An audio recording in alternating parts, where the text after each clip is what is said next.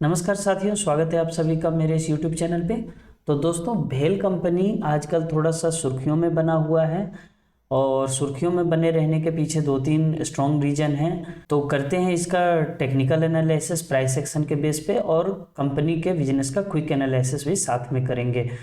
तो दोस्तों, जैसा कि देख सकते हैं कि कंपनी का जो शेयर का प्राइस है वो पिछले 6-7 ट्रेडिंग सेशन में लगभग अपसाइड मूवमेंट 15% का दिखाया है। और ये एक न्यूज आया था, उस बेसिस पे हुआ। न्यूज ये है कि जो कंपनी का Q2 का रिजल्ट आया है सितंबर एंड होने के बाद, सितंबर एंडिंग में वो 500 करोड़ का प्रॉफिट था बिफोर टैक्स। टैक्स काटने के बाद भी कंपनी का प्रॉफिट 375 करोड़ था, जो कि पिछले जो सितंबर 2024 का था उससे लगभग 250% ज़्यादा का प्रॉफिट है। तो प्रॉफिट में काफ़ी ज़बरदस्त उछाल देखने को मिला है। और ये कोई अदर इनकम से नहीं है। जैसा देख सकते हैं सितंबर 2024 में ये सेल्स है, तो कंपनी का सेल्स सितंबर 2024 में 6,500 करोड़ के आसपास था, वो बढ़ के 7,500 करोड़ हो गया। और उस कारण से हम यहाँ देख सकते हैं कि नेट प्रॉफिट जो है वो 106 करोड़ से बढ़ के 375 करोड़ हो गया।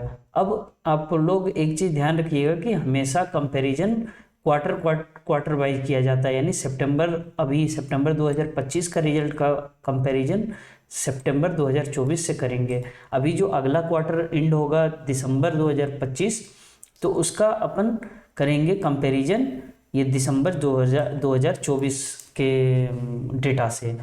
तो सबसे पहला तो ये हमने देखा कि प्रॉफिट में जो है काफ़ी अच्छा जंप देखने को मिला है। बिजनेस भी धीरे धीरे करके देख रहे हैं कि सेल्स काफ़ी बढ़ रहा है।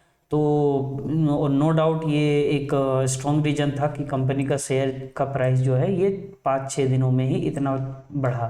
साथ में जो मेन 2-3 न्यूज़ और निकल के आ रहा था वो ये है कि BARC Bhabha atomic research centre bark के साथ कंपनी ने एक टेक्नोलॉजी ट्रांसफ़र एग्रीमेंट साइन किया है। और ये जो साइन हुआ है एग्रीमेंट वो रिन्यूएबल एनर्जी के फील्ड में है, क्योंकि दोस्तों पता है कि पेट्रोल डीजल ये सब लिमिटेड हैं और ये कार्बन इमिशन ज़्यादा करते हैं। तो कंपनियां क्या हैं कि रिन्यूएबल एनर्जी की तरफ ज़्यादा फोकस कर रही हैं। और दूसरा जो मेजर न्यूज निकल के आ रहा है वो ये है कि भेल ने एक सिंगापुर बेस्ड कंपनी है हॉरिजॉन फ्यूल सेल टेक्नोलॉजी, इसके साथ एक 10 साल के लंबे पार्टनरशिप MOU पे साइन किया है। ये भी हाइड्रोजन एनर्जी के फील्ड में काम करने को लेकर के है। और एक और MOU कंपनी ने साइन किया, वो ONGC के साथ किया है। तो इन सब से ये पता चल रहा है कि कंपनी जो है अब रिन्यूएबल एनर्जी की तरफ काफ़ी ज़्यादा मतलब कि अपने आप को पुश कर रही है। तो ये सारे जो प्रोजेक्ट्स हैं कंपनी एग्रेसिवली इसके तरफ देख रही है। तो आने वाले समय में कंपनी का जो बिजनेस है वो थोड़ा और स्केल अप होगा और वो हम इसके शेयर प्राइस में भी देख सकते हैं। तो फिलहाल जो है कंपनी के लिए कुछ नेगेटिव पॉइंट नहीं है।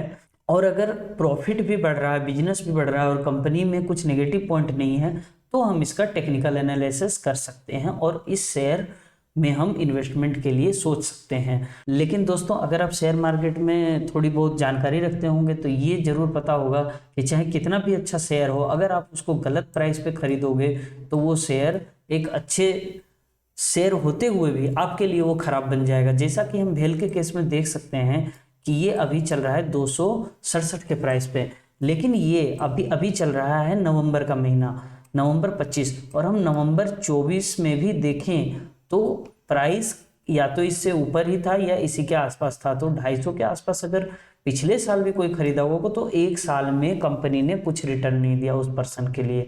तो कभी भी हम चाहे कैसा भी शेयर हो, खरीदने के लिए हमें जरूर प्राइस एक्शन के बेस पे खरीदना चाहिए। दोस्तों, लोग बहुत सारे इंडिकेटर यूज करते हैं, बहुत सारे तिकड़म लगाते हैं, लेकिन शेयर मार्केट में अगर कंसिस्टेंटली पैसा कमाना है और लंबे टाइम तक, तो आपको टेक्निकल एनालिसिस में बस प्राइस एक्शन अच्छे से आना चाहिए। इसमें अगर आप मास्टरी कर लेते हो तो आप आराम से पैसा कमा सकते हो बिना किसी झोल झपेट के। तो हम इस शेयर का भी प्राइस एक्शन के बेस पे देखते हैं कि क्या हमारे टारगेट्स निकल के आ रहे हैं और कहाँ पे हम अपना पोजीशन बना सकते हैं। तो जैसा कि हम देख सकते हैं दोस्तों, एक साल से ये कंसोलिडेट कर रहा था। और दोस्तों, प्राइस एक्शन में अगर आपको अच्छे से एनालिसिस करना है तो बड़े टाइम फ्रेम से लेकर छोटे टाइम फ्रेम तक देखना चाहिए। बड़े टाइम फ्रेम मतलब हम अभी डे पे देख रहे हैं, ये एक एक कैंडल एक एक दिन का है, हम इसको वीकली कर लेते हैं। अब ये एक कैंडल एक वीक का है, तो हमें ये जो चार्ट दिख रहा है ये लगभग 24, थोड़ा सा और पीछे जाता है तो 22 से दिख रहा है। तो पहले तो ये पता ही है कोरोना के बाद जो ये जंप मारा था, तो ये अब प्राइस इतना नीचे आना पॉसिबल है नहीं, क्योंकि कंपनी काफ़ी अच्छा कर रही है बिजनेस में।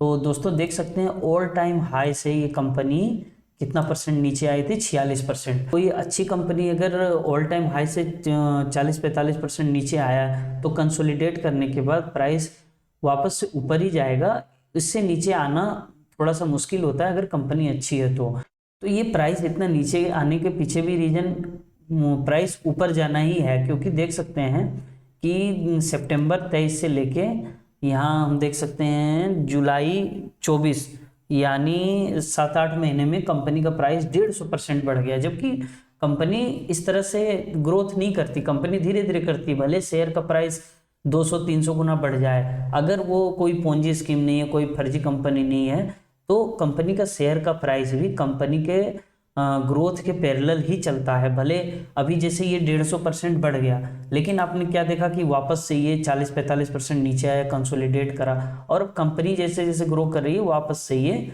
आगे हमें बढ़ते हुए देखने को मिलेगा। तो ये देख लिए इतना ज़्यादा बढ़ने के बाद ये 40% का नीचे आया, और फिर ये क्या कह सकते हैं कंसोलिडेट किया। अब हम यहाँ पे पोजीशन अगर बनाने की सोचें तो यहाँ पे थोड़ा हम सपोर्ट रेजिस्टेंस देखेंगे, और उसके बाद हम एक अच्छे प्राइस पे इनके लिए सोचेंगे। तो जैसा कि देख सकते हैं कि ये यहाँ पे थोड़ा सा कंसोलिडेशन के बाद रेजिस्टेंस और सपोर्ट हमें देखने को मिल रहा है। इसके लिए हम हॉरिजॉन्टल, ये यहाँ से हॉरिजॉन्टल लाइन सेलेक्ट कर लेते हैं, और ये हम कह सकते हैं 270 के आसपास एक रेजिस्टेंस है। अब ये रेजिस्टेंस कैसे हमने डिसाइड किया, तो बिगिनर हो या आपको काफ़ी टाइम हो गया है, ये चीज़ तो आपको आना ही चाहिए। तो इसमें ये देख सकते हैं इस टाइम जब ये शेयर का प्राइस बढ़ रहा था तो यहाँ से भी एक ह्यूज रिजेक्शन मिला था, मतलब यहाँ बहुत सारे लोग सप्लायर बैठे थे कि माल यहाँ से बेचें, जिससे ये प्राइस नीचे आया। तो एक बार यहाँ से रेजिस्टेंस लिया, और जब एक चीज़ ध्यान रखना प्राइस सेक्शन में, जो रेजिस्टेंस होता है आने वाले टाइम में वही सपोर्ट बनता है। यहाँ जो रेजिस्टेंस था ये देख सकते हैं, यहाँ चढ़ने के बाद प्राइस इस पे सपोर्ट बनाया, और फिर 2-4 बार इधर भी सपोर्ट लेने के बाद ये वापस नीचे आया। जब यहाँ से ब्रेक डाउन हुआ तो शेयर का प्राइस नीचे आ गया, और वापस जब ये ऊपर चलने की कोशिश कर रहा है तो एक इस वीक में भी यहाँ से रिजेक्शन लिया, और इस वीक में भी यानी 3-4 हफ्ते बाद भी, 1 महीने बाद कह सकते हैं, यहाँ से रिजेक्शन लिया, और ये अभी वापस से देख सकते हैं कि यहाँ से ये इसका प्राइस रिजेक्शन ले रहा है। मतलब यहाँ से क्या है कि जैसे आता है ना तो यहाँ सेलर बैठा हुआ है, बेचने वाला बैठा हुआ है।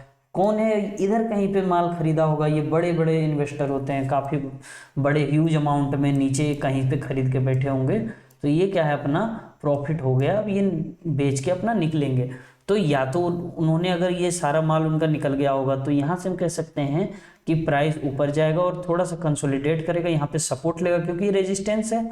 अब कोई नए बड़े इन्वेस्टर आएंगे, वो पैसा डालेंगे तो अलग बात है, यहाँ से बिना सपोर्ट लिए भी चढ़ सकता है। लेकिन ज़्यादातर केस में ये होता है कि ये एक, अब हम इसको जब हम अपने ये ड्रॉ कर लिए हैं रेजिस्टेंस, तो हम एक इसको डे में ले लेते हैं, मतलब ये वीकली हम इसको डे में कन्वर्ट कर लेते हैं। उससे पहले हम सपोर्ट भी एक बना लेते हैं, ये हम सपोर्ट इसको मान सकते हैं, है ना, इसको ग्रीन कलर से कर लेते हैं। और अब हम इसको डे में ले आते हैं। तो डे में हम देख सकते हैं 1 डे का ये कैंडल चार्ट है। तो ये डेली चार्ट फ्रेम है, यहाँ हम कह सकते हैं कि अगर ब्रेकआउट हुआ तो ये ग्रीन कैंडल इसके ऊपर बंद होना चाहिए। ग्रीन कैंडल से बंद होने के बाद यहाँ पे प्राइस सस्टेन करना चाहिए, या फिर अगर ऊपर भी है तो वापस से नीचे आएगा प्राइस, इसको रिटेस्ट करेगा फिर ऊपर जाएगा। तो इस तरह से हम यहाँ पे देख सकते हैं, इसमें पोजीशन बना सकते हैं फ्यूचर में एक अच्छे खासे प्रॉफिट के लिए। और साथ में हम अगर यहाँ पे ये ऊपर नहीं चढ़ के अगर रिजेक्शन लेता है प्राइसेस का, तो हम कहीं इस एरिया के आसपास 240 के नीचे हम इस पे पोजीशन बना सकते हैं। अब हमारा टारगेट क्या होगा? सबसे बड़ा चीज़ शेयर मार्केट में होता है टारगेट। आदमी परचेज तो कर लेते हैं लेकिन टारगेट नहीं होता है कि कहाँ पे बेचें, जो सबसे बड़ा बीमारी है। और उससे क्या फोमो रहता है, अगर 300 पे आगे आप बेच देते हैं, 350 पे आगे आप बेच देते हैं, या फिर भाई इतना हो गया तो थोड़ा और रुक जाते हैं और प्रॉफिट होगा, और उसके बाद प्राइस गिर जाता है। तो देखिए ये टेक्निकल चार्ट पैटर्न बना रहा है काफ़ी अच्छा। ये कप विथ हैंडल बोल सकते हैं इसको, या फिर 1 मिनट, हाँ यहाँ पे देखिए ये एक कप हो गया बड़ा सा और ये हैंडल हो गया और वापस से एक बड़ा हैंडल बन रहा है। तो इसका अगर हम टेक्निकल देखें तो टेक्निकल हम इस तरह से देख सकते हैं। अभी देखो आपको मज़ा आ जाएगा। ये हमारा ये इसको हम ऊपर डाल देते हैं, भले ये 4 महीना लगे 6 महीना लगे, लेकिन इस प्राइस तक ये आएगा। अगर प्राइस में इसी तरह तेजी बना रहा तो हो सकता है 2 महीने में ही आ जाए। और ये जो हम देख रहे हैं, ये अगर इस जगह आप पोजीशन बनाते हो तो लगभग आपको कितना % का प्रॉफिट हो सकता है, लगभग आपको 30-32% का प्रॉफिट हो सकता है, और ये बहुत जल्दी हो जाएगा। और अगर आप कहीं नीचे, अगर ये प्राइस यहाँ से रिजेक्शन होकर नीचे आता है और यहाँ कहीं बनाते हो तो ये प्रॉफिट आपको और ज़्यादा होने वाला है, ये कम से कम 50% के आसपास, और ये काफ़ी कम समय में हो जाएगा। इतने कम समय में कहीं भी नहीं मिलता है, इतने कम रिस्क के साथ इतने अच्छे कंपनी में। तो उम्मीद करता हूँ दोस्तों आपको ये टेक्निकल एनालिसिस अच्छा लगा होगा और कंपनी के बारे में भी थोड़ा बहुत आपने सीखा होगा, फाइनेंशियल टेक्निकल। इसी तरह लर्निंग वीडियो सीखने के लिए हमारे चैनल को सब्सक्राइब करें, और आपके भी मन में किसी शेयर को लेकर के सवाल है तो कमेंट बॉक्स में उसका नाम जरूर लिखें, हम उसका कंप्लीट एनालिसिस करेंगे। और मिलते हैं अगले वीडियो में, तब तक के लिए धन्यवाद।